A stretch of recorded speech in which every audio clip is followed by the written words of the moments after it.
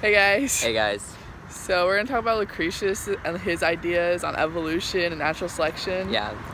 The portion we're doing is that he believed that nature was just a series of ceaseless experiments, and he's really just referring to natural selection and evolution in general, and the beginning of life. Yeah. He was really on point about like what evolution is, but he only like knew broad concepts, and it's a very complex thing. So Yeah. And with like Darwin, he used he used like data and like experiments to talk about it, whereas Lucretius used like creative language and just again he had like a broad understanding. So that's why in his descriptions we are kind of like, oh, what is that? But in reality, like if you actually analyze what he's saying, it's pretty on point.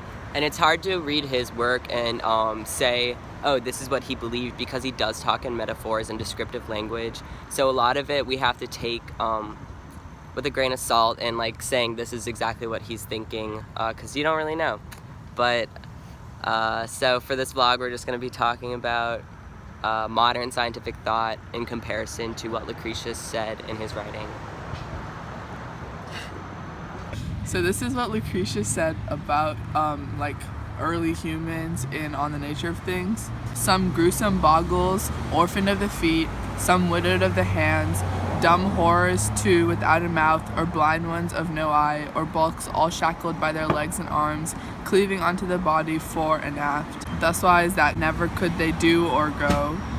I mean, obviously it didn't go down exactly like that, but on the more fundamental level, I think that concept is still basically what we see, where there are versions of traits that are less effective, right? And so those get selected against depending on whatever selection pressures you happen to be dealing with in your habitat at that point in time as a species, as a population. So, the less beneficial traits get weeded out because the ones that give you an advantage, either for reproduction, survival, or both, get selected such that those individuals produce more offspring, and then those offspring are therefore genetically linked to the parents. They're going to have the same traits or similar versions of those traits. I have hot Cheeto fingers.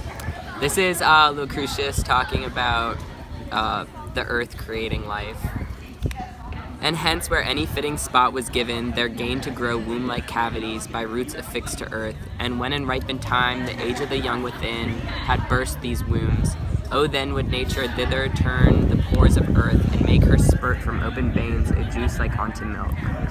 So again, on like a very literal level, it's not believed to, like, it's not so much that the earth gave birth. It's not like there's some cave somewhere that functions like a uterus, right? That said, right, if you think about it a little bit more metaphorically and say there are areas which have the proper conditions to facilitate the development of life, right? We might be talking about whatever, some primordial soup that has the right composition of compounds and atoms that have come together to give us some basic organic compounds that then give rise to the building blocks of life. Obviously throughout time, you go from single cellular to multicellular and, more complex types of life as time progresses. But initially, yeah, there had to be, quote unquote, some womb, right? Some collection of conditions that facilitated the formation of those early cells, of those early building blocks of life. So from that perspective, I guess I can get on board with it.